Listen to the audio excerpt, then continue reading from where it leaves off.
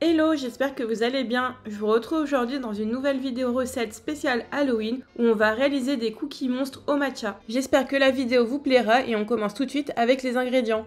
Pour cela, vous aurez besoin de 375 g de farine, 200 g de vergeoise, 150 g de cassonade, 250 g de beurre mou, un œuf, 100 g de pépites de chocolat blanc, un demi-sachet de levure, 30 g de matcha spécial recette et des petits œufs en sucre. Pour le matcha, je suis venue utiliser celui-ci qui est un matcha spécial pour les recettes, c'est-à-dire qu'il est un peu plus corsé qu'un matcha cérémonie. Je vous conseille vraiment d'acheter un matcha spécial recette pour pas que ça vous coûte trop cher non plus pour faire des cookies. Comme là, on va venir utiliser 30 g de matcha et en général, c'est la contenance des thés matcha cérémonie, donc ça risque de coûter un petit peu cher.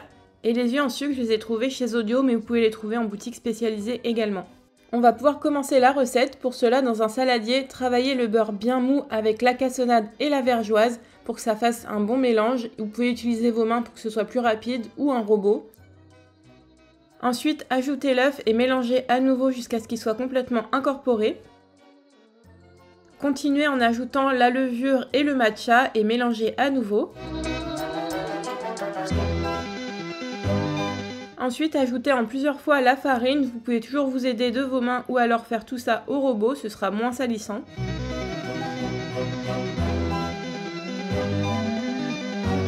Et une fois la farine totalement incorporée, formez une boule et ajoutez les pépites de chocolat blanc.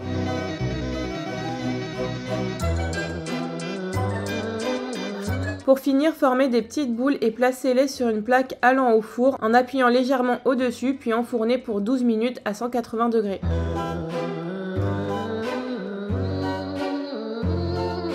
À la sortie du four, si vous trouvez qu'ils ne sont pas assez plats, vous pouvez les appuyer légèrement avec un verre ou un récipient. Et ensuite, vous allez ajouter directement quand ils sont encore chauds les petits yeux pour pouvoir les enfoncer et qu'ils tiennent dessus.